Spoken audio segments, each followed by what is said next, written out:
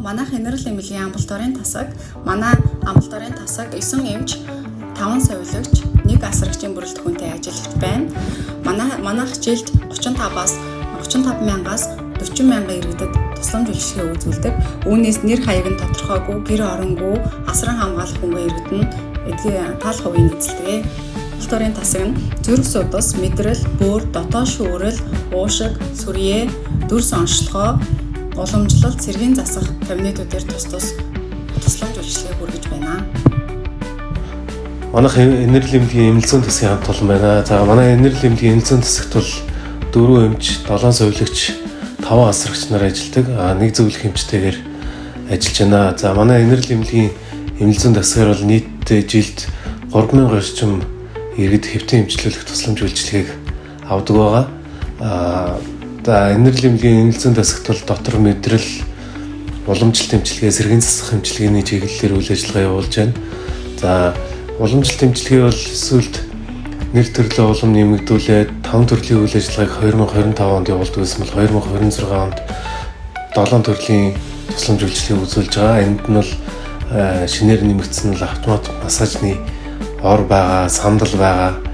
За хоргоожуулах ор маань бас шинээр үйл ажиллагаанд ороод ингээд нийтдээ 8 төрлийн үйл ажиллагааг хэвтэн эмчилүүлж буй нийт иргэдийн тусламж үйлчилгээ үзүүлж ажиллаж байна. Энерл эмнэлгийн эмнэлзэн лаборатори маань 1 эмч, 3 лаборант, 1 шил угаагчийн бүрэлдэхүүнтэйгээр тусламж үйлчилгээг үзүүлдэг. За манай лаборатори нь болохоор биохим, иммунолог, гематолог, бактериолог, сүрье гэх зэрэг 8 нэр төрлийн 110-аад шинжилгээгээр тусламж үйлчилгээ үзүүлдэг. За жил эмнэлзэн лаборатори маань жилдээ 40-45 мянган хүнд лабораторийн тусламж үйлчилгээг үзүүлдэг. 2026 онд шинээр нэвтрүүлсэн шинжилгээний төрөл маань болохоор амьсгалаа хеликобактер тодорхойлох, бамбайн дааврууд, за тэгээд цэрний бактериолог зэрэг шинжилгээнүүд байна.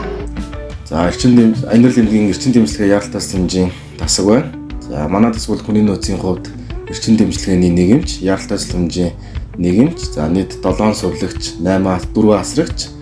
За 2025 оны 5 сарын 1-ээс бол туслах сувлагчийн оронтойг шинээр бий болгоод за туслах сувлагчаар суралцсан. За мэргэжлийн 3 туслах сувлагчийг бол ажиллуулж байна. За манай тасаг нь болохоор 24 цагаар тасралтгүйгээр за яаралтай тусламжийн үйлчилгээг үзүүлж байна. Нийслэлийн хэмжээнд зорилт төлөвлөгөө иргэдтэй.